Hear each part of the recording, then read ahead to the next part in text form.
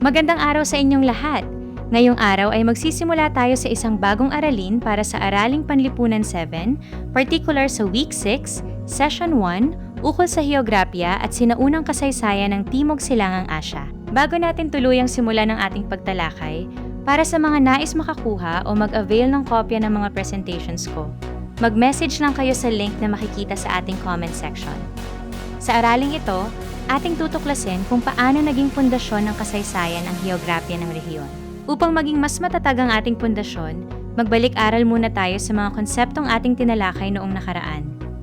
Ating alalahanin ang ugnayan ng mainland Southeast Asia, Insular Southeast Asia, Austronesiano, Imperyong Maritima, at sinaunang kalakalan.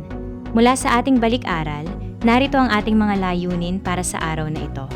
Una, maipaliwanag ang ugnayan ng heograpya at kasaysayan. Ikalawa, matukoy ang heograpikong salik sa kabuhayan at paninirahan. Ikatlo, makapagsuri ng mapa. At ikaapat, mapahalagahan ang papel ng kapaligiran. Pukawin natin ang ating pag-iisip sa pamamagitan ng isang panimulang tanong. Paano nakaaapekto ang lugar sa pamumuhay ng tao? Ating titingnan ang epekto ng 5 mahahalagang salik: ang tubig, lupa, klima, likas na yaman, at daan ng paglalakbay. Alamin muna natin ang kahulugan ng 2 pangunahing konsepto. Ang heograpya ay tumutukoy sa pag-aaral ng mga lugar, katangiang pisikal, klima, likas na yaman, at ugnayan ng tao sa kanyang kapaligiran.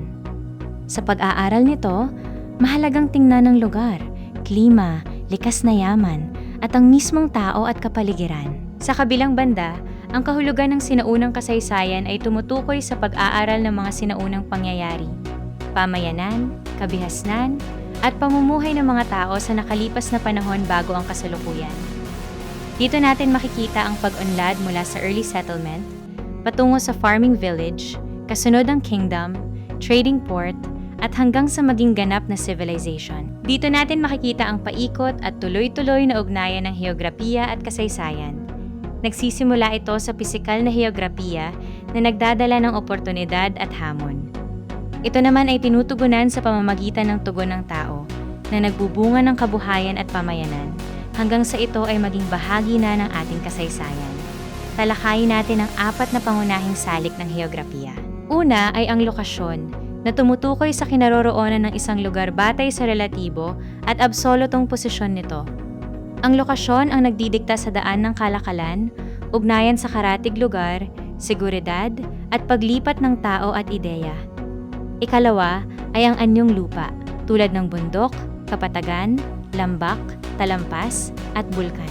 Ang mga anyong lupang ito ay may malaking papel sa pagsasaka, depensa, komunikasyon, at paninirahan ng mga tao. Ikatlo ay ang klima, na tumutukoy sa pangmatagalang kalagayan ng panahon sa isang lugar. Ang klima sa ating rehiyon ay mainit at mahalumigmig at may salitang tag-ulan at tag-araw. Ang klimang ito ay direktang nakaaapekto sa kabuhayan, pananim, tirahan, at kalusugan ng mga mamamayan. Ika-4 ay ang likas na yaman. Kabilang dito ang yaman ng lupa tulad ng mineral, metal, at lupaing sakahan. Yaman ng tubig tulad ng ilog, lawa, at dagat. Yaman ng kagubatan tulad ng kahoy, halaman, at hayop. At yaman sa dagat tulad ng isda, kabibe, at seaweeds. Ang lahat ng ito ay nagtatagpo sa daan ng paglalakbay. Ito ay binubuo ng likas na daan tulad ng ilog, dagat, at lambak, pati na rin ang ginawang daan tulad ng landas, kalsada, at tulay. Ang mga daan na ito ang nag-uugnay sa mga pamayanan, nagpapadali ng kalakalan, naglilipat ng tao at ideya, at nagbibigay ng seguridad. Suriin naman natin ang heograpya bilang saligan ng sinaunang kabuhayan. Nakita natin ang pagsasaka sa mayaman at matabang lupa para sa pagkain. Ang pangingisda sa mga dagat at ilog. Ang kalakalan na nakadepende sa lokasyon at daan ng paglalakbay. Ang paglikha ng kasanayan gamit ang yamang likha tulad ng bato at kahoy. At ang paninirahan na ligtas at malapit sa yaman at tubig. Para sa heograpya bilang saligan ng sinaunang pamayanan, mayroon tayong 5 mahahalagang salik. Una, ang pagpili ng lugar na malapit sa tubig at pinakapakikinabangan ang likas na yaman. Ikalawa, ang depensa gamit ang bundok, dagat, o ilog bilang proteksyon. Ikatlo, ang organisasyon, o ang pagbuo ng mga pinuno at batas ng lipunan. Ika-4, ang kultura at paniniwala na naiimpluwensyahan ng kapaligiran.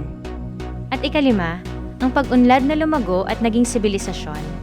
Dito nag-ugat ang heograpiya at pag-unlad ng sinaunang kaharian. Ang matatag na lokasyon ay ginamit para sa depensa at pamamahala.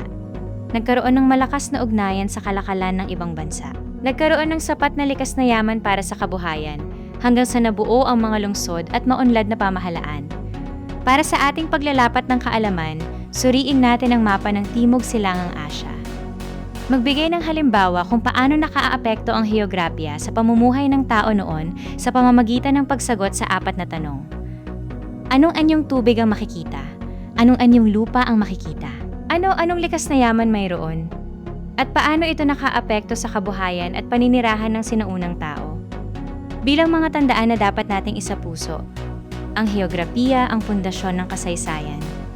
Ang lokasyon, anyong lupa, klima, likas na yaman, at daan ng paglalakbay ay nakaapekto sa pamumuhay ng tao.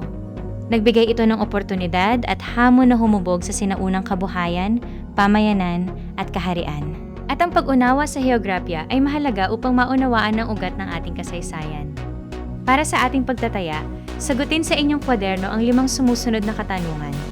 Una, ano ang heograpiya? Ikalawa, ano ang kahulugan ng sinaunang kasaysayan? Ikatlo, paano nakaapekto ang lokasyon sa kabuhayan ng sinaunang tao? Ika-4, magbigay ng 2 halimbawa ng likas na yaman at paano ito ginagamit noon. At ika-5, bakit mahalaga ang pag-aaral ng ugnayan ng heograpiya at kasaysayan? Maraming salamat sa inyong masusing pakikinig at aktibong pakikilahok sa ating talakayan. Huwag kalimutang mag-message sa link na nasa comment section kung nais ninyong mag-avail ng kopya ng mga presentations ko. Mag-ingat po kayong lahat at magkita-kita muli tayo sa ating susunod na aralin.